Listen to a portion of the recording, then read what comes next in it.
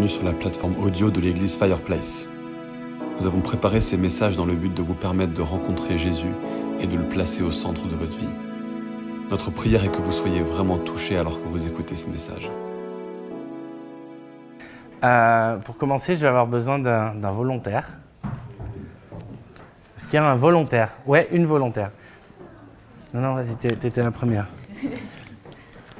Pour détendre un petit peu l'atmosphère, faire un truc très simple, hein, attention. Ok, c'est bon. Donc vous voyez, c'est un jeu normal. Est-ce que tu peux vérifier le jeu, s'il te plaît? C'est normal. Ouais, c'est un jeu normal. Il y a pas de, voilà, il y a 52 cartes. Tu vas être obligé de me faire confiance là-dessus, parce qu'on va pas les compter tous ensemble. Mais voilà, c'est un jeu absolument normal. Donc je vais mélanger un petit peu et je vais te présenter les cartes comme ça et je vais te demander, voilà, de prendre une carte, celle que tu veux. Voilà, tu me la montres pas. Tu la montres à tout le monde. Moi, je peux pas la voir. Est-ce que tout le monde l'a vue? Tout le monde enregistre bien cette carte, c'est très important. Ok. Alors, on va faire un truc très simple. Je vais ouvrir le paquet comme ça. Tu vas la remettre dessus. Vous voyez bien, elle est bien là, ici. Je remets ici le paquet. Ok. Alors, je vais faire un truc extraordinaire. Je vais faire remonter ta carte sur le dessus du paquet. Attention. Hop, elle est sur le dessus du paquet. Hop, elle est revenue au même endroit. Ça, c'est extraordinaire. Ça, vous l'avez jamais vu. Alors du coup, donc ta carte est normalement au milieu, hein, parce que je l'ai renvoyée au milieu, on est d'accord? Alors maintenant, je vais te demander de mélanger le paquet. Attention, là, je mets la difficulté. Tu te souviens bien de ta carte? Ok, vous vous souvenez tous de la carte, c'est très important, parce que si c'est pas la bonne carte, donc tu mélanges, ok. Quand tu as assez, quand tu penses que c'est assez bien mélangé, c'est bon. Alors maintenant, je vais recommencer, ok. Je vais faire un petit geste comme ça, attention. Je vais la faire revenir sur le haut du paquet, attention. Haut du paquet, vas-y. Reprends la carte, montre-la à tout le monde. Est-ce que c'est bien ta carte? Montre-la à tout le monde. Est-ce que c'est bien ta carte? C'est pas ta carte. C'était pas le 10 de carreau. Ok, mais c'est pas grave, tu peux aller te rasseoir. Merci beaucoup. Donc, voilà. Je voulais juste vous montrer que j'étais pas magicien, en fait, ce matin. Donc, j'espère. Est-ce qu'il y a des gens déçus? Levez la main. Est-ce qu'il y a des gens déçus?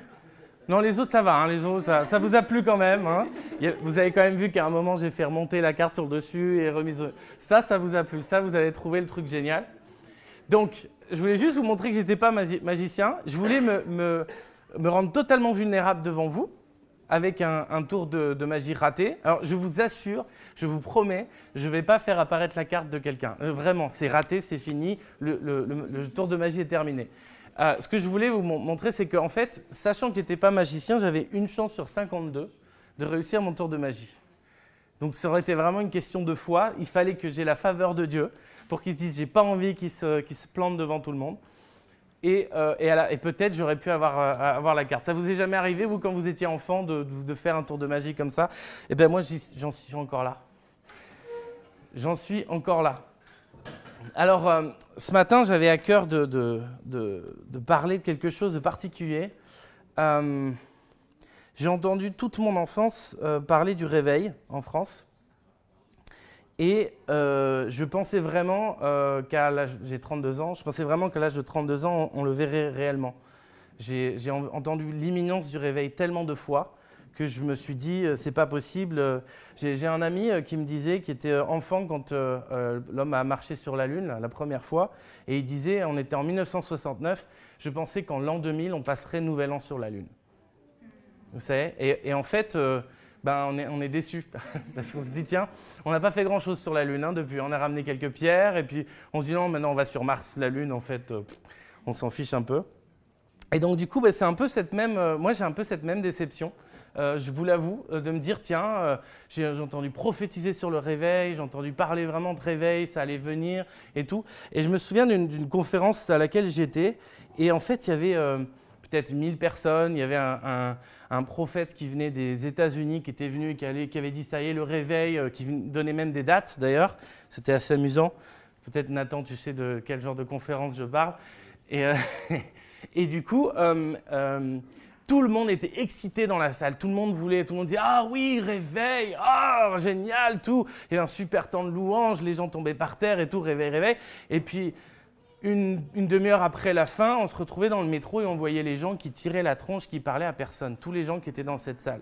Et moi, ça m'avait marqué, je me suis dit, en fait, on peut annoncer le réveil. Tant qu'on veut le jour où les gens à qui on annonce le réveil, on ne leur dit pas, mais par contre, il va falloir vous bouger un peu, il va falloir être acteur de ce réveil.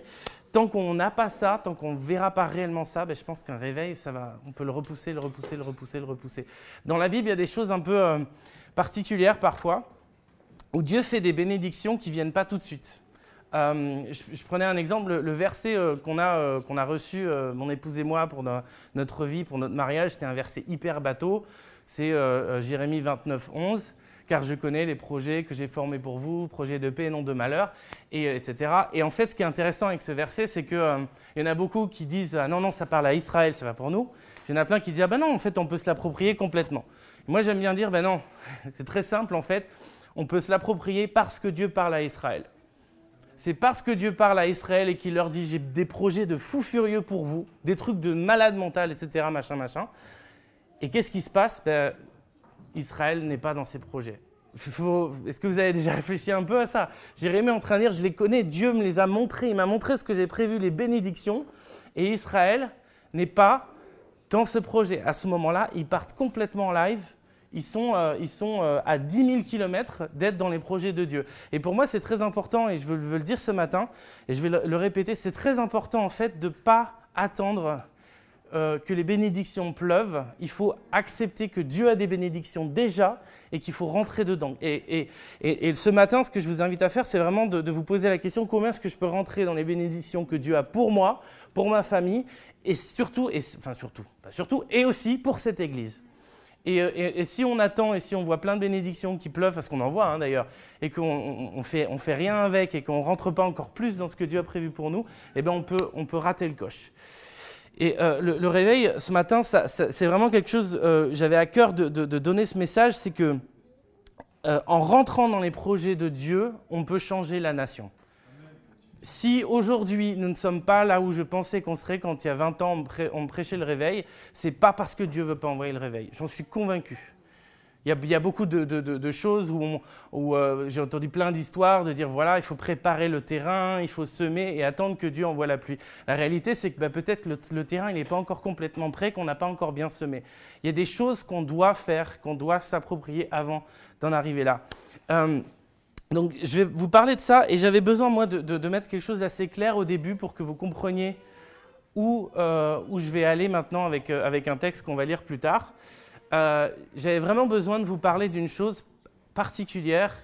Je crois réellement, et je crois que c'est biblique, de dire qu'il y a des esprits territoriaux qui contrôlent des territoires ou même des domaines particuliers, esprits du monde, esprits de rébellion, etc., ou des esprits simplement territoriaux qui ont vraiment un territoire un peu comme des cartels de la drogue, etc., et que dans l'Ancien Testament, c'était beaucoup plus puissant que ça, car Dieu dit toujours « Israël est mon partage, Israël est ma portion, Israël est mon héritage ». C'est-à-dire que les autres nations, elles ont leurs dieux, elles ont leurs idoles, tout ça. Mais moi, Dieu, je me suis choisi d'entre les nations, Israël, et je me suis révélé à travers Israël.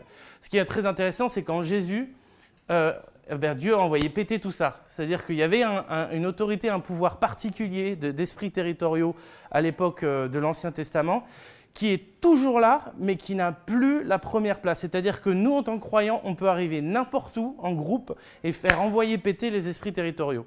Je vous dis ça vraiment parce que c'est quelque chose que j'ai vu, c'est quelque chose qu'on peut lire, je pense que Paul l'a fait lui-même quand il allait dans des villes. Il a fait renverser certaines statues à des moments, il a prêché contre le fait de manger de la viande sacrifiée aux idoles et en même temps de dire si vous n'êtes pas au courant, c'est pas grave, etc. Il y a une chose vraiment très importante là-dessus qui fait que maintenant qu'il y a Jésus, la terre appartient à Jésus, mais nous devons la réclamer. Nous ne pouvons pas juste dire bah, « ça y est, Jésus a tout conquis, etc. » Et donc du coup, tout va bien. Non, on doit la réclamer, on doit prier contre ces esprits territoriaux, contre ces démons qui sont là et qui prennent de la puissance, qui prennent de la présence autour de nous. Et en fait, on entend souvent, alors aux États-Unis on entend beaucoup, l'Amérique c'est la nouvelle nation de Dieu, ou c'est le nouveau peuple de Dieu, c'est le nouvel Israël, des choses comme ça. On entend ces choses-là. En Angleterre, il y en a beaucoup qui disent on est un pays qui est basé vraiment sur Dieu, on a une reine qui est chrétienne, qui est croyante, elle est sacrée par Dieu. En France, on va dire, et même on peut... Même Éric Zemmour le dirait aussi, ça ne veut pas dire que je suis d'accord avec lui, c'est une nation chrétienne et beaucoup de croyants vont le dire, et donc en fait, on doit restaurer ces choses-là. Bon, moi, je n'ai pas envie de vous parler forcément de restauration de quoi que ce soit aujourd'hui. J'ai en train de vous dire qu'en fait, la France est de la nation de Dieu parce que Dieu l'a réclamé en Jésus-Christ à la croix. Point. C'est tout. J'ai pas envie de vous dire que c'est parce que l'histoire l'a dit, parce que Clovis s'est converti, machin, etc. Je dis pas que c'est faux, hein. Je dis pas que je suis contre ça. Beaucoup de gens disent que la France est la grande sœur de l'Église, etc. Pourquoi pas? Moi, aujourd'hui, je vous dis que la France appartient à Dieu parce que Jésus l'a réclamé à la croix il y a 2000 ans. Ça fait depuis 2000 ans que la France est à Dieu, que cette nation appartient à Dieu. Ce n'était pas la France à l'époque. À l'époque, c'était plus des Gaulois, c'était des Gallo-Romains. Puis petit à petit, ça a été les Francs, etc. À chaque fois qu'il y a eu un peuple, il y a eu quelque chose qui a été dirigé sur ce pays, quelle que soit la taille de notre pays, la France a toujours appartenu à Dieu. Et donc, c'est notre responsabilité en tant que croyants de la reprendre. Parce que finalement, elle appartient à Dieu, mais qu'est-ce qu'on voit? C'est que, en fait, Dieu, et on lui donne l'autorité nulle part. On donne cette autorité à des esprits territoriaux, à toutes sortes de choses, à la télévision, à la starification, et j'en passe, à Facebook, aux séries en streaming, etc. Mais évidemment, Dieu n'a plus la première place en France. Pourtant, et je le redis encore, Dieu réclame cette place car elle est la sienne, ce pays est le sien. J'ai envie vraiment aujourd'hui de vous parler d'un personnage qui me tient beaucoup à cœur parce qu'il a vécu dans un pays qui avait à peu près ce même genre de situation qu'on a en France aujourd'hui. Ce personnage s'appelle le prophète Élie.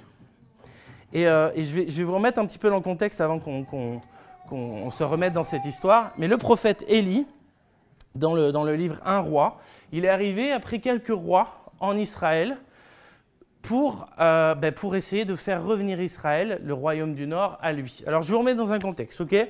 On est 56 ans avant le roi Akab, qui est le roi qu'il y a au moment d'Élie. 56 ans. Et en fait, Salomon meurt. Et parce que Salomon a vraiment pas été fidèle dans la fin de sa vie envers Dieu, Dieu maudit Israël et envoie il va y avoir un nouveau roi pour le Nord. Et il y aura un descendant de Salomon, surtout de David, au sud. Donc en fait, il y a 12 tribus d'Israël, il y en a 10 au nord, enfin je crois que c'est à peu près ça, il y en a 10 au nord qui vont former le nouveau royaume d'Israël, ou le royaume du nord. Et il y en a 2 au sud, qui sont Juda et Benjamin, avec Jérusalem toujours pour capitale, qui vont former le royaume du sud, qui est un peu plus petit, mais sur lequel il y aura toujours un descendant de David sur le trône jusqu'à la déportation 300 ans plus tard. 250, 300 ans plus tard. 400 ans, je sais plus. Bon, bref, c'est pas grave.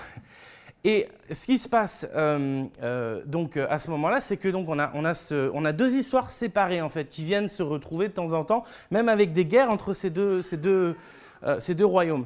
Je dis ça parce qu'en fait, moi personnellement, j'ai lu la Bible un peu et tout ça, jusqu'à un certain... Mais en fait, ces trucs-là, je n'avais même pas capté il y a des années de ça. Il y a 10-15 ans, moi, je ne savais pas qu'il y avait 2 royaumes, je ne comprenais jamais rien au roi, j'allais jamais dedans dans les chroniques et tout, parce qu'en fait, je comprenais que dalle. Je me disais, mais je ne comprends pas, on parle d'Israël, de Juda, oh là là, c'est quoi ce truc? Bon, donc je vous explique si vous n'avez pas compris, c'est très simple, il y a un royaume au nord et un royaume au sud, et c'est 2 royaumes distincts qui n'ont plus du tout le même leadership en fait. Le royaume de Juda, ils ont un truc très important, très important pour les Israélites. Le royaume de Juda, c'est qu'ils ont Jérusalem comme capitale, c'est-à-dire qu'ils ont le temple, et c'est là où Dieu réside. À l'époque, c'est très important, Dieu ne réside pas nulle part, il n'est pas encore dans les cœurs, en tout cas, on ne le croit pas et on ne le vit pas comme ça. Dieu réside au temple, et donc, si vous n'avez pas dans votre pays ni le temple ni Jérusalem, eh bien, vous n'avez pas Dieu. Ça, c'est une réalité très importante. Donc, ce qui s'est passé pour le royaume du Nord, c'est que Jéroboam, et je n'ai pas envie de l'excuser, hein, mais en fait, Jéroboam, il s'est retrouvé dans un système où, en fait, il ne savait pas quoi faire pour pouvoir garder les Israélites vers Dieu. Et donc, il a fait une bêtise énorme. Il a créé 2 veaux d'or qu'il a mis au nord et au sud du pays.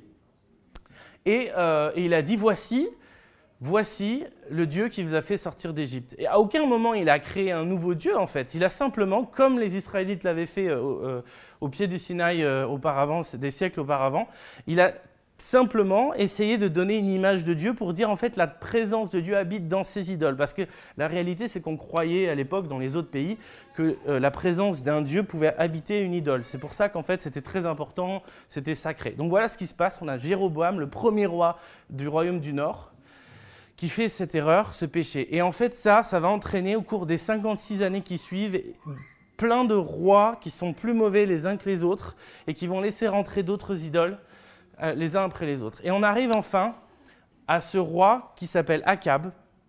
Et Akab, il va aller à un niveau à lequel on n'était encore jamais allé, que ce soit dans le sud, le royaume du sud, Juda, ou que ce soit dans le royaume du nord, Israël. Il va faire venir, en épousant une femme d'un autre pays qui a un autre dieu, un dieu vraiment, ils ont plein de dieux, mais ils ont un dieu très important, très fort, très haut placé.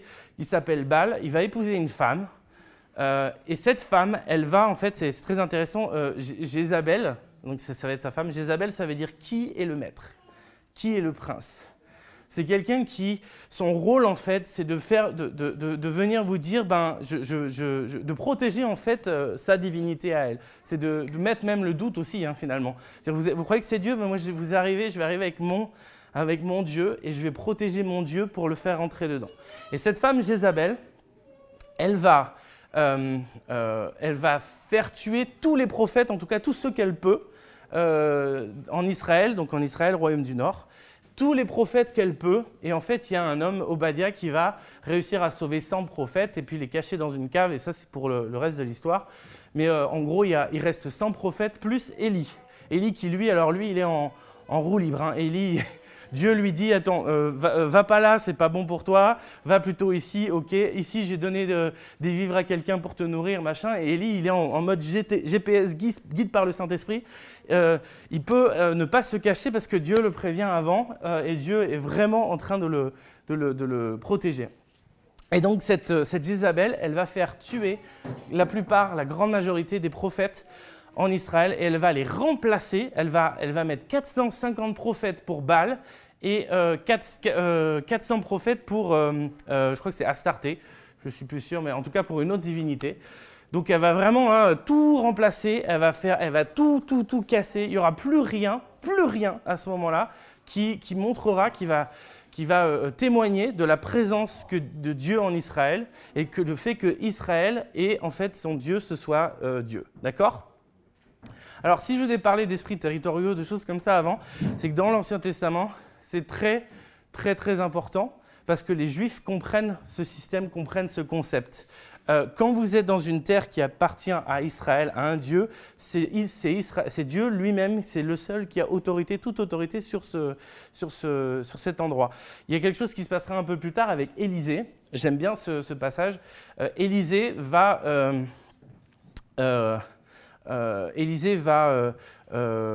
guérir de loin un amiral, un général syrien qui s'appelle Naaman. Il ne va même pas lui dire « Viens, je vais te guérir, t'imposer les mains ». Il va lui dire « Va te plonger 7 fois dans le Jourdain », je crois que c'est le Jourdain.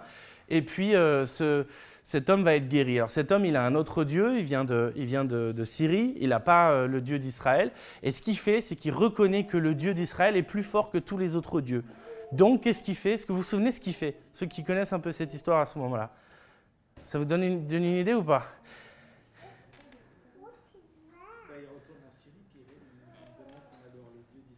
Exactement, mais il fait un truc en fait très particulier. Il fait un truc très particulier. Il s'assure de prendre un petit morceau de terre d'Israël pour l'amener avec lui. Parce qu'il ne peut pas louer le Dieu d'Israël s'il n'a pas le terrain. C'est très important. Les Juifs, ils connaissent ça. Jésus, il le connaît quand il est dans un territoire qui n'est pas complètement juif, et qu'il y a des pharisiens qui sont là et qui commencent à chasser les démons, et que les pharisiens lui disent « Dis donc, c'est pas par le Saint-Esprit qui fait ça, c'est par l'esprit de Belzéboub, qui est un autre esprit territorial. » Et en fait, c'est pas le diable. Enfin, moi, je ne crois pas que ce soit le diable. C'est un esprit territorial qui a autorité là. Et donc, Jésus dit mais il ne peut pas y avoir un royaume divisé contre lui-même. Si c'est ici que ça se passe et que je suis en train de chasser, ce n'est pas par Belzéboub que je le fais, parce que c'est un territoire. Jésus le sait, quand Jésus se retrouve face à Satan dans le désert, Satan lui dit « Agenouille-toi devant moi et je te donnerai tous ces peuples et tous ces territoires. » Et Jésus lui dit pas « Eh oh, c'est pas à toi. » Bon, Jésus sait très bien qu'il va les réclamer à la croix et que ça reviendra à lui. Mais c'est une réalité, vraiment à ce moment-là, dans l'Ancien Testament, il n'y a que Israël qui accueille la présence de Dieu réellement. En tout cas, c'est ça la logique vraiment. Donc maintenant, vous vous mettez à la place d'Élie, qui est peut-être une des uniques personnes à ce moment-là en Israël qui continue à suivre Dieu. Il n'y a plus rien. On n'a plus de prophètes, on n'a plus de lieu pour adorer Dieu, il n'y a plus rien du tout. Et donc, Élie va se retrouver à mettre au défi, je vous passe un peu les détails et puis on va arriver à notre histoire. Il va se retrouver à mettre au défi les prophètes, les prêtres de Baal sur le mont Carmel. Donc, il va les amener sur le mont Carmel. Et en fait, c'est très important, mais sur le mont Carmel, il y avait un autel qui a été détruit. Ça, c'est très important à savoir. Il y avait un autel qui était à Dieu qui a été complètement détruit. Donc, il amène les prophètes, et surtout, et ça c'est un truc que j'arrive pas à me l'imaginer, il amène tout le peuple d'Israël avec lui sur la montagne. Ça, j'arrive pas à capter. Je sais pas combien de millions on est de personnes, je sais pas comment ça se passe, etc. Pourtant, c'est marqué, tout le peuple était là. Il a convoqué tout le monde, alors c'est parti. C'est un peu comme si aujourd'hui, moi j'ai un rêve, j'ai un vrai rêve, je le dis devant vous, si un jour ça arrive, je rêve un jour d'être en direct à la télévision, je ne sais pas pourquoi, je suis pasteur ou n'importe quoi, je ne sais pas pourquoi on m'aurait demandé de venir, mais je suis là et bam, je prie pour la guérison de quelqu'un ou la résurrection de quelqu'un ou n'importe quoi et c'est montré en direct à la télé. C'est ce genre de truc qui peut amener un réveil. En fait, tous les gens vont se dire « Attends, là, il y a un truc qui se passe, là, je ne comprends pas. » Ben là, c'est la même chose. Élie, c'est un peu comme s'il y avait la télé. Il a réussi à rameuter tout le monde, parce que c'est comme ça y est, c'est le challenge, c'est le défi, etc. Alors, si Élie, il est comme moi, avec les tours de magie, on n'est pas sorti de l'auberge. Si Élie, il n'est pas capable de faire ce qu'il a prévu de faire ou ce que Dieu a prévu de faire, ça va être très compliqué. Donc là, on a tous ces 450 prophètes de Baal, on a Élie d'un côté, et en fait, il va leur dire, vous allez construire un autel, vous allez construire et mettre du bois, etc. Vous allez tuer un taureau, très intéressant, un taureau. Baal est représenté par un taureau. Bon, très intéressant quand même, juste la petite remarque, mais vous allez tuer un taureau, et vous allez le poser sur l'autel, et vous n'allez pas avoir le droit d'y mettre le feu. Vous allez prier que Baal envoie lui-même le feu pour consumer l'autel. Et il dit, vous allez faire d'abord, puis moi je le ferai ensuite. Alors là, il se passe un truc, moi ça me fait rire.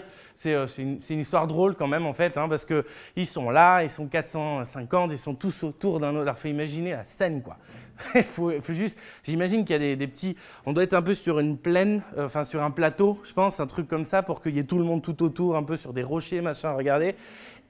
Et là, on a une scène juste hallucinante où je pense qu'ils devaient faire la farandole comme ça autour du truc. Vous savez, je ne sais pas, il y avait peut-être de la musique, il y avait tout un truc sacré qui devait se passer à ce moment-là. Mais en fait, ils sont tous là à faire envoie comme ça. Et ils font ça, mais pendant du très tôt le matin jusqu'à peu près au milieu de l'après-midi.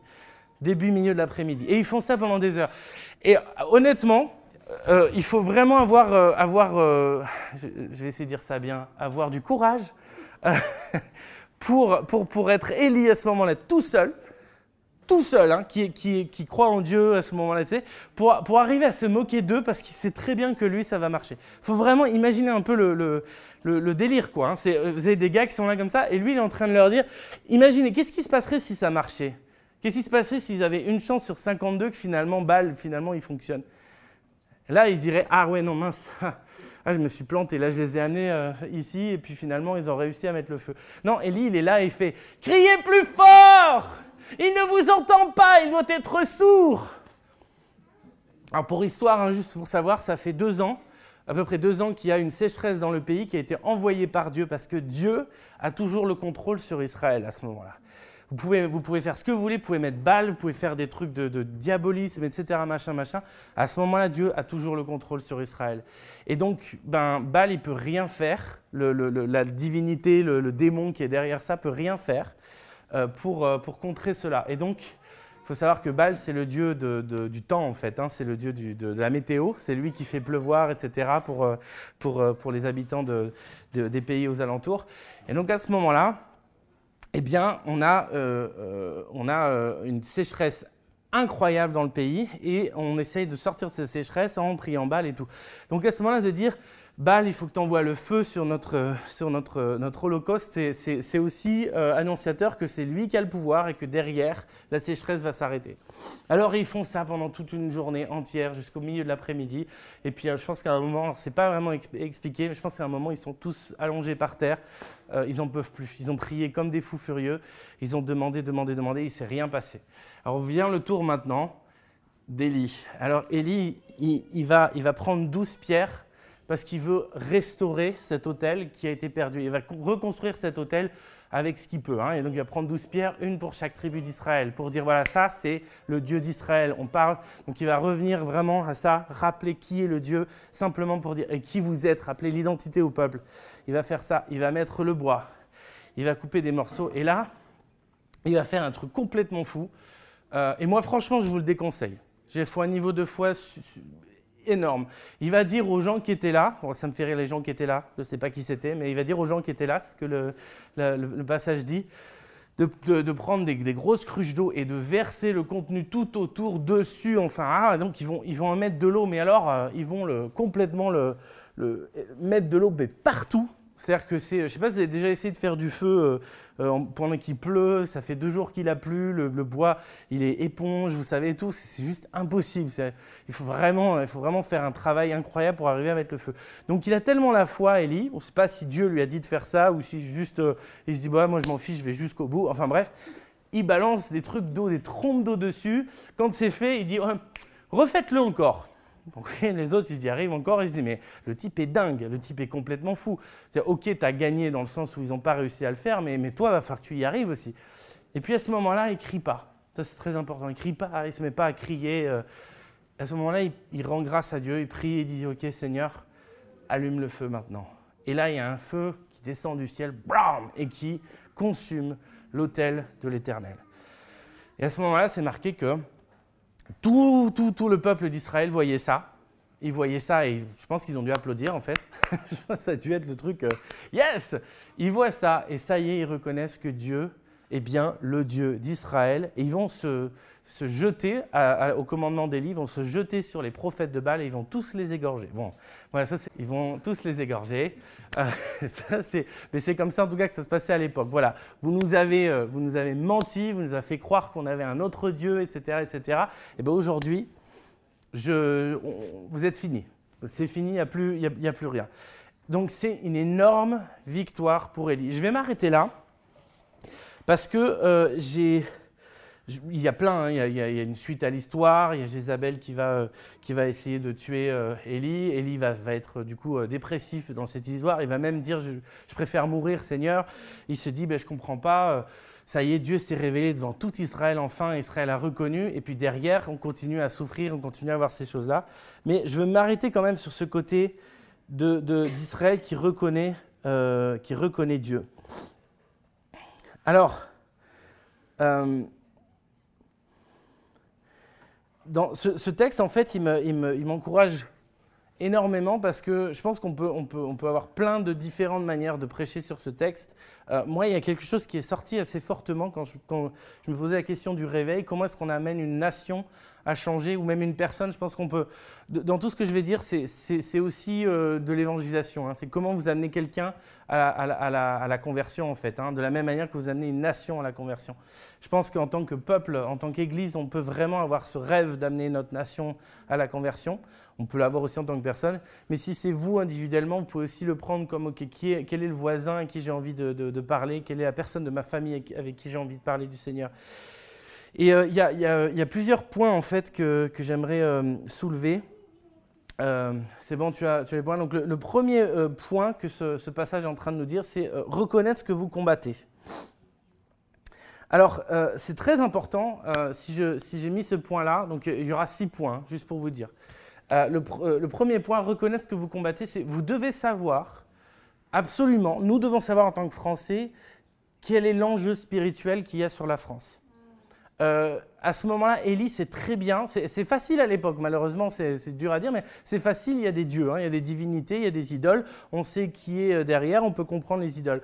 Aujourd'hui, en France, on n'a plus ce même système d'idoles, et pourtant, je pense qu'il est caché. Je pense que ces esprits territoriaux se sont un peu renouvelés, vous savez, un peu comme comme un ordinateur, hein, je vais dire l'ordinateur Apple, l'Apple 2 ou je ne sais plus quoi là, de 1980, c'est plus le même que ce que vous avez.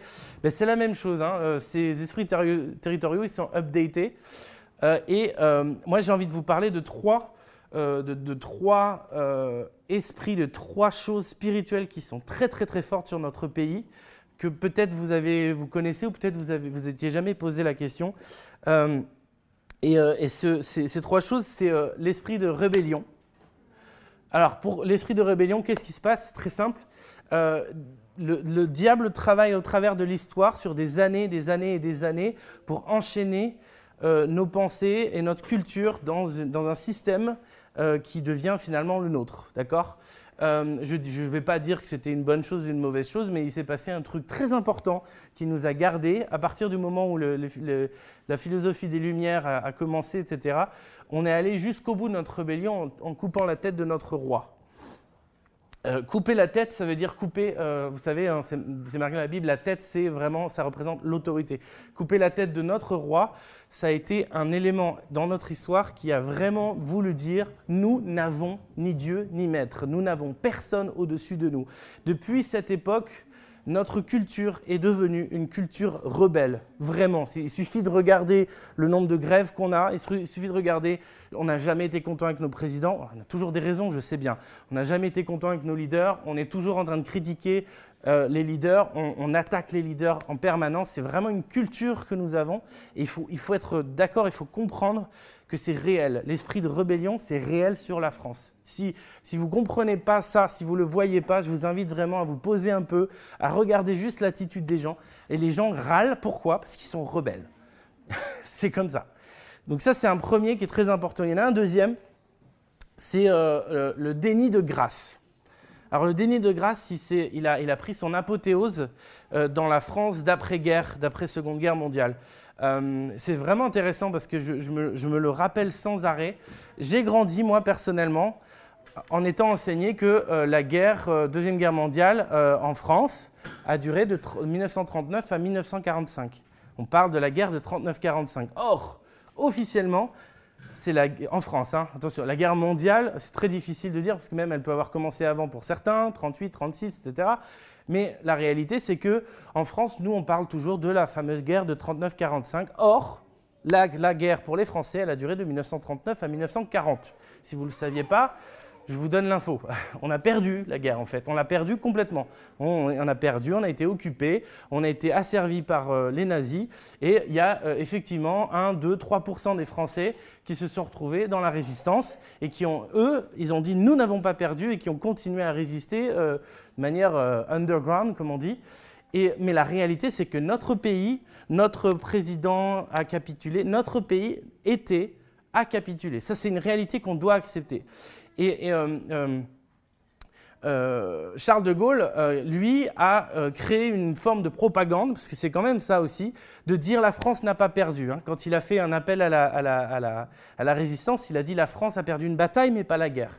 Donc c'est pas qu'il a dit un mensonge, mais un peu quand même. C'est-à-dire qu'en tout cas, il a voulu que les Français se mettent dans la tête qu'ils ne sont pas un peuple qui a perdu et qui a été mis à terre. Et il a bossé, il a travaillé pour créer ça. Et ce qui fait que quand il est devenu responsable de notre pays plus tard, il a toujours cherché à officialiser ça. Et c'est pas une mauvaise chose, je ne suis pas en train de tirer sur Charles de Gaulle, attention, mais simplement, ça a donné une génération qui est la mienne, et peut-être même la génération d'avant, qui en fait est complètement perdu sur l'idée qu'il y a des alliés qui sont venus et qui ont perdu des milliers, des dizaines, voire des centaines de milliers de vies pour délivrer notre pays, parce qu'on était fichus.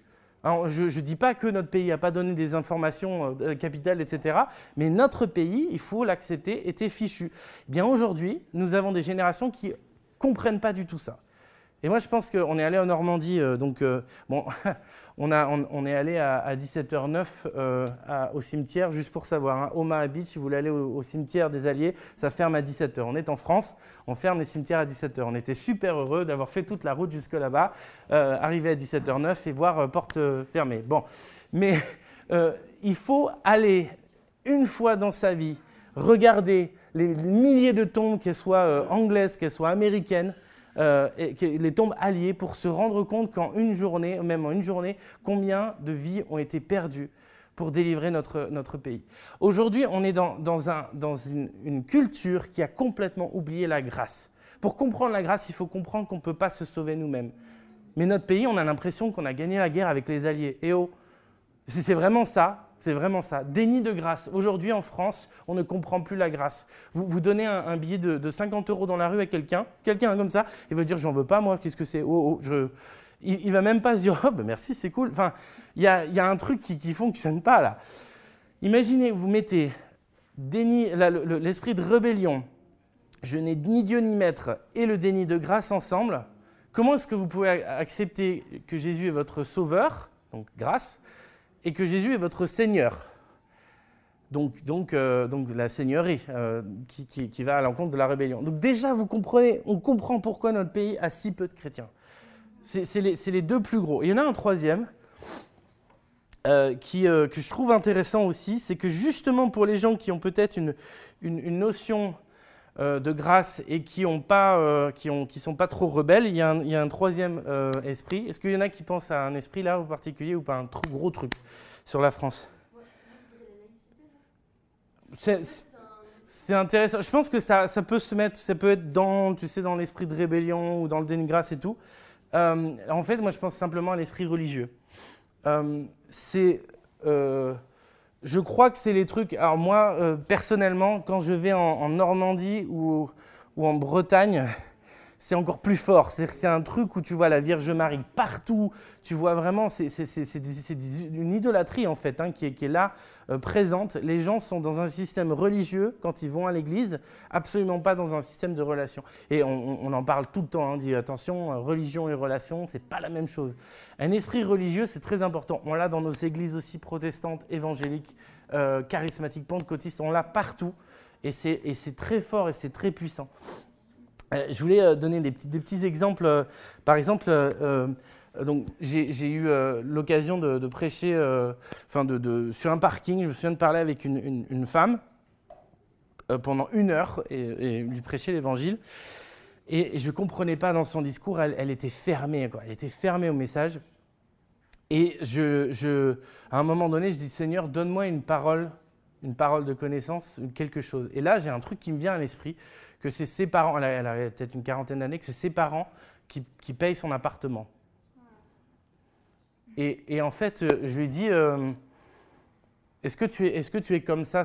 En gros, elle me disait, moi je suis une princesse, je ne peux pas avoir de maître, je ne peux pas avoir de seigneur, moi. Je suis une princesse, elle me disait. Je lui ai dit, d'accord, mais est-ce que tu es comme ça parce que tu veux compenser, alors c'était dur ce que je lui ai dit, est-ce que tu es comme ça parce que tu veux compenser le fait que tes parents payent pour ton appartement? Là, blam, elle fond en larmes. Donc là, sur le coup, 52 cartes. C'était quel le valet de trèfle, hein, voilà. Valet de trèfle, bim, yes. Bon, pardon, mais ce n'est pas moi qui l'avais trouvé, c'était Dieu qui me l'avait donné. Je me retrouvais face à une personne qui, pour pouvoir entendre ce que j'avais à lui dire, je devais lui expliquer qu'elle croit qu'elle n'a pas de maître, mais en fait, elle en a. C'était bête, hein. Et là, ça a développé un truc et tout. Et après ça, en fait, elle est venue. Elle était même à notre mariage dans le sud-ouest, cette femme. Donc, ça a donné une relation vraiment avec elle. On a toujours pu parler du Seigneur, etc. Parce qu'elle a compris, ça a ouvert la voie sur le fait que tu peux avoir un maître, un bon maître, et servir vraiment le bon maître et avoir une liberté totale. Un autre exemple par rapport à l'esprit religieux, j'étais dans un concert chrétien et puis j'ai eu une parole de connaissance par rapport à l'oreille droite. En fait, j'avais ressenti un plop comme ça dans mon oreille droite. J'étais convaincu que le Seigneur voulait faire quelque chose. Je ne savais pas si c'était quelqu'un qui était sourd de l'oreille droite ou un truc comme ça. Alors je cherchais partout, mais qui a ce problème? J'essayais de demander aux gens qui étaient en charge, est-ce que vous pouvez faire une annonce et tout. Ils me regardaient un peu comme un bizarre, tu vois, même si c'est un concert chrétien. Et puis à la fin, j'ai un ami qui monte sur la mezzanine, là où il y avait le balcon en fait. Et puis il me descend un gamin de genre 18 ans avec un t-shirt Jésus. Et puis il me dit, tiens, c'est lui. Et alors là, je lui pose la question. Et puis je lui dis, alors, tu as un problème à l'oreille? Il fait, bah, en fait, ça fait 2 ans que j'ai eu une opération qui ne s'est pas bien passée. Et en fait, j'ai perdu à peu près 70% de mon audition. Et à chaque fois il y a eu un problème aussi, à chaque fois que j'avale ma salive, en fait, il y a un craquement dans mon oreille. Là, je me dis, yes. Yes, c'est lui. Et donc, je commence avec mon ami qui était là aussi, on commence à prier pour lui. Et puis, on prie. Et alors moi, à ce moment-là, quand j'ai parole de connaissance, je suis convaincu de la guérison. Hein. J'y vais à fond, je fonce. Donc je priais, puis je lui dis, vas-y, teste, alors t'en es où? Et puis il me dit, non, rien. Il essaie, avaler sa salive, non, rien du tout, continue. Au bout de 10 minutes, rien ne se passe. Donc je demande à mon ami, je lui dis, écoute, est-ce que tu pourrais éventuellement m'aider spirituellement, tu ressens quelque chose et tout. Et là, il le regarde et puis il le prend, j'aime bien, il le prend un peu comme ça, vous savez. As-tu déjà entendu la voix du Seigneur? Comme ça. Et puis le gars, il fait non. As-tu déjà entendu Dieu te parler ou reçu vraiment une manifestation réelle de Dieu? Il fait non. Et à ce moment-là, on dit ok, bon, on va prier pour lui, on va prier pour qu'il soit rempli du Saint-Esprit. Donc un gamin, on ne sait pas d'où il vient, il avait un t-shirt de Jésus, on s'est dit il est peut-être chrétien. Bon, on commence à prier pour lui, à lui imposer les mains. Et puis au bout d'un moment, je sens ma main qui chauffe, mais à fond. Alors du coup, je la colle contre son cœur. Et là, je lui dis, est-ce que tu sens une chaleur là? Et il fait, ah ouais, c'est une chaleur qui s'infuse comme une tisane là dans mon... Et il dit, ça te fait du bien? Il fait, oui, c'est bizarre. Et là, il commence à convulser ou je sais pas quoi. Il tombe par terre raide, mais complètement raide. Et il a les mains comme ça. Et il bouge plus. Et il est raide, et c'est une planche, hein, c'est impressionnant. Et là, j'ai mon pote, donc moi, il s'y connaissait mieux que moi, il fait... Là, c'est un esprit religieux, ça. Alors, je ne sais pas comment il savait. Moi, il m'a dit des fois, quand il y a le doigt comme ça ressemble un peu à, vous savez, aux icônes et un truc comme ça, aux peintures. Il dit, chaque fois que j'ai vu ça, je savais qu'il y avait un esprit religieux qui se manifestait. Et en fait, il y avait le Saint-Esprit qui était en train de combattre cet esprit religieux. Et cet esprit religieux ne voulait pas sortir, ne voulait pas s'en aller. Et donc, il s'est mis à prier, esprit religieux, tu t'en vas comme ça pendant 5 minutes, etc. Jusqu'au moment où, en fait, il était complètement libéré, complètement détendu. Par contre, il ne pouvait plus parler. Il avait perdu la parole pendant à peu près une demi-heure, incapable de s'exprimer. Donc, c'est marrant, il ne pouvait pas entendre, après, il ne pouvait plus parler. Bon, c'est le pauvre, hein. Et puis, finalement, il a réussi à parler. Et alors, moi, vous savez, moi, je reviens à mes moutons. Hein. Je lui fais, et ton oreille, ça va ou quoi? Ça se passe bien ou comment? Et puis, il est là. Non, c'est toujours là. Donc, c'était assez dur pour moi de me dire, bon, ben, Dieu voulait faire autre chose avec lui. Mais heureusement, Dieu est bon. Et le lendemain, le gamin m'envoie un texto, mais il dit, mais c'est un truc de fou, mon oreille est revenue, le craquement est parti, merci d'avoir prié pour moi et tout. Je ne sais pas où il est, ce gamin, maintenant. Il est peut-être toujours... Donc, c'était un gamin qui était catholique, en fait, hein, on a vu après. Mais ça montrait, en fait, à quel point on avait aussi affaire à un esprit très, très puissant sur notre pays, l'esprit religieux. On passe au prochain point. Je ne sais pas quelle heure, midi, ouais, on va passer au prochain point.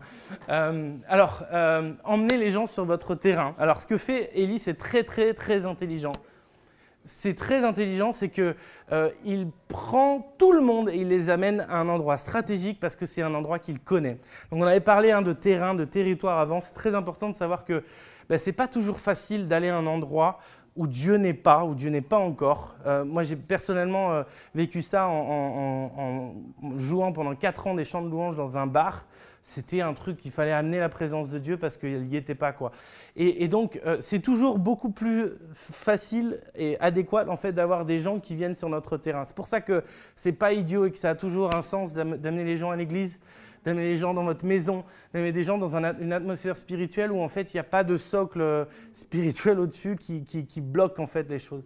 Et donc emmener les gens sur votre terrain, c'est primordial. Mais il y a une deuxième chose aussi, c'est que les Français, c'est une tendance vraiment, ils sont très philosophiques, ils ont une tendance à vous parler et vous dire ce qu'eux pensent. Et en fait, ils ne veulent pas du tout que vous les convainquiez, en fait. Ils veulent simplement que vous leur disiez ce que vous pensez et après, ils vont vous dire ce qu'eux pensent. Donc en France, c'est un truc très pratique, c'est que beaucoup de chrétiens se retrouvent à argumenter avec des non-croyants. Et ça n'a aucun sens, ça ne sert à rien, ça n'amène nulle part, c'est hyper rare. Ça peut, hein, mais je ne vais pas vous dire ne le faites jamais, mais la réalité, ça n'amène nulle part. Par contre, je me suis rendu compte d'un truc au bout de il n'y a pas longtemps, hein, ça fait peut-être 2-3 ans, c'est que quand vous commencez à leur parler du royaume, vous leur dites voilà ce que Jésus a fait, et puis en fait c'est encore pour aujourd'hui, puis il y a des gens qui prophétisent et puis tout, et puis moi j'ai vu une guérison, machin et tout, ils sont complètement bouche bée, c'est-à-dire qu'ils peuvent ne pas vous croire, mais ils n'ont absolument rien à vous dire là-dessus. Ils ne rentrent pas dans un système de confrontation, et évidemment si à un moment donné ils peuvent voir par eux-mêmes Dieu à l'œuvre, c'est pas obligé que ce soit par la guérison, mais simplement être transportés, là tout de suite ils vont se dire on est en train de m'amener dans un terrain que je ne connais pas. On peut passer au troisième point. parce que je vais les faire vite. Prenez des risques. Alors donc on a, vous avez compris, hein, on va vraiment par étapes. Donc maintenant on est à la place d'Élie. Et Élie, il est mais en risque total. Je pense qu'on ne peut pas imaginer mieux comme risque que de se dire non seulement je vais leur donner un défi, c'est-à-dire que je m'attends à ce que Dieu envoie le feu, etc. Mais en plus, je vais mettre de l'eau autour. Enfin bon, il prend tous les risques possibles et imaginables. Je ne suis pas en train de vous dire de vous saboter, hein, d'accord ? C'est pas forcément pour vous. Mais par contre, prendre des risques, c'est très important. La première fois, toute première fois que j'ai eu une parole de connaissance, et que j'ai pu prier pour la personne derrière et que la personne a été guérie, c'était un moment très très dur pour moi. Je vous l'explique rapidement. J'étais dans un restaurant et j'avais lu par rapport aux paroles de connaissance, donc ce qu'on appelle la sympathy pain, je ne sais pas comment on dit en français, mais donc de ressentir un point de douleur ou un picotement ou quelque chose à un endroit précis, et du coup de se dire tiens, c'est possible que ce soit une parole de connaissance, de trouver la personne, donc c'est un peu une chasse au trésor après, et puis vous tombez sur la personne avec le point mais direct, et boum, vous priez, la personne est guérie. C'est génial, j'avais vu ça, j'avais lu là-dessus, mais ça m'était jamais arrivé, puis c'est pas comme si ça arrivait à tout le monde tout le temps, hein. Mais du coup, je savais que c'était possible, je savais que c'était quelque chose qui était faisable, j'avais entendu parler de ça, et donc je me retrouve dans un restaurant, et là j'ai une espèce de douleur qui me vient dans le dos, mais je sens que ce n'est pas ma douleur. Et c'est bizarre, je ne sais pas comment l'expliquer, et vu que j'avais lu par rapport à ça, je commence à dire « Seigneur, est-ce que ce serait une parole de connaissance ?» Et là, c'est comme si Dieu me disait, c'est comme si j'avais entendu me dire bah, va falloir que tu découvres ça par toi-même, Coco. C'était vraiment intéressant. C'est pas, il me dit oui, je t'ai mis ça dans le dos pour que tu ailles prier. Non, c'était un truc où un doute complet. Est-ce que c'est possible ? Et donc, à ce moment-là, vous vous retrouvez dans ce système, si ça vous est déjà arrivé ou pas encore, je vais vous le dire, vous vous retrouvez dans un système où c'est si j'ai raison, j'ai une chance sur 52, je vais pouvoir leur sortir la carte et nickel, et c'est un truc de fou, ils vont trouver que c'est génial, machin et tout. Mais si j'ai tort, je vais passer pour un débile, quoi. Vous imaginez dire ça m'avait l'air d'être pour la serveuse, dire à la serveuse, vous avez pas mal au dos, là, ici, là, et qu'elle vous dise non. Eh ben tant pis. C'est ça le truc. Et la chose a été telle que j'ai passé un dîner horrible à transpirer, à avoir chaud, à demander au Seigneur, est-ce que c'est toi, est-ce que c'est pas toi, aller aux toilettes, à prier, revenir. Et à la fin, mais je vous dis, je balbutiais, quoi. J'étais là. Monsieur, on partait. S'il vous plaît, madame, comment c'est votre prénom ? Elle me fait Timmy. Timmy, vous avez pas mal là, juste là. Et là, la femme, elle ouvre de grands yeux. Comment vous savez ça ? Ah voilà, là je vous assure, c'est ce que je voulais qui arrive avec mon jeu de cartes tout à l'heure. C'est arrivé, c'est là. Oh, génial, truc de fou. Le Seigneur m'a envoyé un truc. Et donc, du coup, ça m'a boosté la foi et j'ai fait laissez-moi prier pour vous, le Seigneur va vous guérir et tout. Et alors là, elle se met à pleurer, elle dit oh, priez pour moi. Mais j'ai perdu mon mari l'année dernière, j'ai eu une année très difficile. C'est très dur avec mes enfants en ce moment. S'il vous plaît, priez pour moi. Donc, je passe 10 minutes comme ça avec des amis à juste avoir un ministère pour cette femme. On prie pour elle en l'espace de 45 secondes. Elle a plus mal, elle en pleure et tout ça. Ouais, je sors de là et là, c'était. Ça y est, ok, j'ai compris. J'ai compris que je ne serai jamais sûr. J'ai compris que je ferai des erreurs. J'ai compris que des fois, je vais dire des trucs. Je passerai pour un blaireau des fois et on s'en fiche en même temps. Et puis, il y a d'autres fois où, effectivement, le Seigneur m'aura parlé et le Seigneur va faire quelque chose. Prenez des risques. En fait, j'ai mis foi, F-O-I. Mon mentor aux États-Unis, j'aime bien, il dit faith. Ça s'appelle R-I-S-K.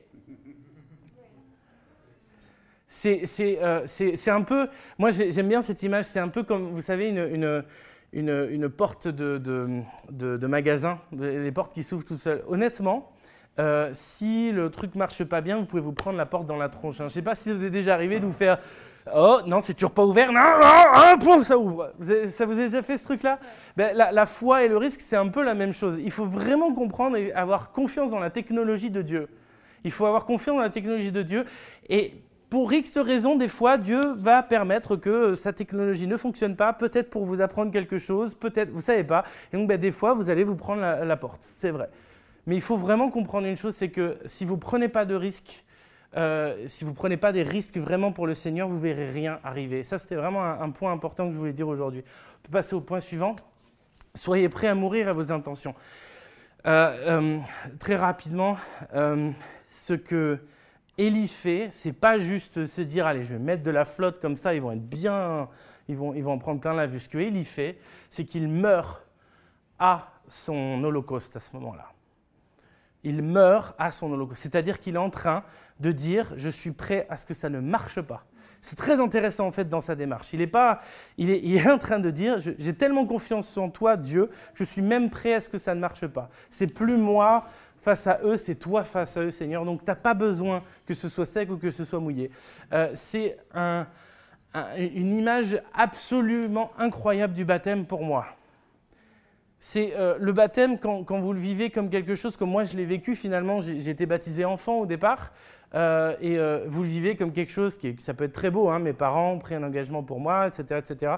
Mais le baptême, quand vous pouvez le vivre pour une mort à vous-même, quand vous faites ce chemin vraiment de dire voilà, je suis mort avec Christ et ressuscité avec lui, moi je ne compte plus, mes projets ne comptent plus, eh bien c'est très important. Et j'avais envie, par rapport à ça, pour peut-être pas être trop nominatif, on est une église qui démarre, et je vous invite vraiment ce matin à mourir à votre idée de l'église. Mourrez à votre idée de l'église. C'est terrible, c'est juste dur, mais vous avez souvent été dans des églises où les choses sont bien passées, moins bien passées et tout, et du coup vous êtes construit une église peut-être idéale dans votre tête, et on sait sûr que quand on est dans une église et qu'on vient comme ça pour la première fois dans le début d'une église, eh ben, on a des espérances parfois. Et je vous invite, mes frères et sœurs, mourrez à votre idée de l'église. Si vous ne mourrez pas à votre idée de l'église, vous ne verrez pas Dieu vraiment à l'œuvre. Vous ne pouvez pas imaginer les rêves que j'ai de méga church, machin, de trucs depuis des années. Je me suis formé avec les meilleurs, etc., etc., pour à la fin arriver à ce que Dieu me dise, mais je ferai ce que je veux. Je ferai ce que je veux. Et ça, si vous n'acceptez pas que Dieu fera ce qu'il veut, et peut-être qu'il ne va pas allumer votre holocauste, vous devez aller au bout de votre démarche, mais vous pouvez être prêt à mourir à ça. Le cinquième point, accueillir les bénédictions. Alors donc une fois que c'est fait, il faut accueillir les bénédictions. C'est facile, hein, c'est un point rapide, mais c'est quand même un point important. Le jour du réveil, quand l'Église, quand chacun des chrétiens vraiment acceptera toutes ces étapes-là, alors attention, c'est ponctué de prière, hein, qu'on soit bien d'accord, je ne suis pas en train de vous dire c'est que des agissements, Dieu est vraiment là, mais c'est un modèle que Dieu nous donne dans la vie d'Élie. Donc quand vous allez vraiment être dans un système de bénédiction, comme ça, vous allez donc rentrer grâce à ça dans les bénédictions de Dieu. On en parlait tout à l'heure, rentrer dans ce réveil. Quand on va vivre le réveil, ben, il va falloir l'accueillir, il va falloir le vivre pleinement. Et c'est un truc qui se passe, hein. C'est peut-être un peu dur, mais égorger des prêtres, c'est une manière d'accueillir le réveil à l'époque. Et en tout cas, tout le peuple d'Israël s'est repenti et s'est retourné vers Dieu, en tout cas dans cet instant. Et ça nous amène à notre sixième point qui est, lui, très important. Je l'ai appelé combattre le retour de flamme. Hein. Si vous reprenez un peu, c'est cette idée, c'est que des fois tout se passe bien, tout va bien, et puis tout à coup on se prend un retour de flamme dans la tronche, mais un truc on ne s'y attendait pas du tout.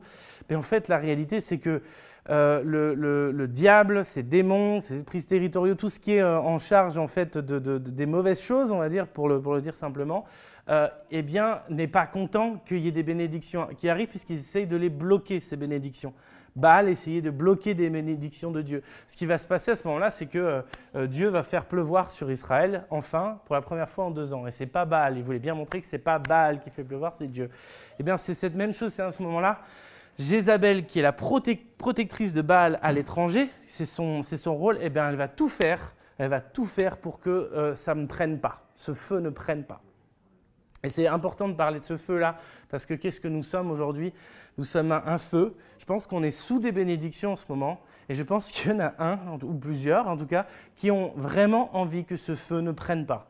Et donc, combattre le retour de flamme, c'est important. Toujours être à l'affût de ce qui va nous arriver. Quand il y aura un réveil en France, quel qu'il soit, vraiment qu'on va le voir grandir, on va voir un truc vraiment qui va se passer. Derrière, il va y avoir des trucs de fou et il faut aussi qu'on soit préparé à ça. On ne peut pas juste accueillir la bénédiction et puis rentrer chez nous et dire ça y est, c'est bon, c'est fait, etc. Vous voyez, en Corée aujourd'hui, il commence à avoir des signes très difficiles parce que, honnêtement, l'esprit du monde en Corée, il est immense, hein, là, que ce soit avec la K-pop ou les machins comme ça.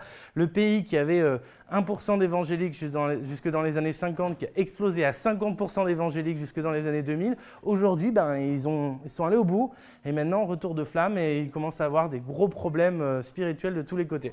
Ça, c'est une réalité. On peut parler aussi des États-Unis là-dessus. Les États-Unis sont en train vraiment de voir leurs églises perdre.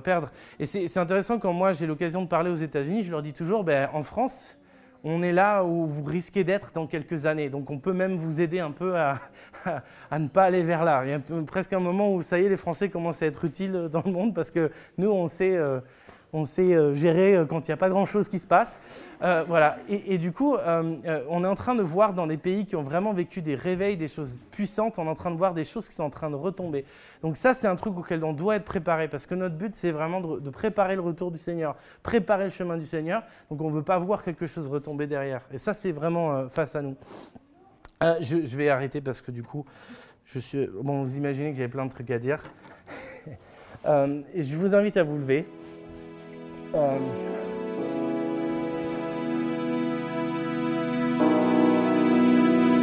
Merci d'avoir écouté ce message enregistré à l'église Fireplace à Paris.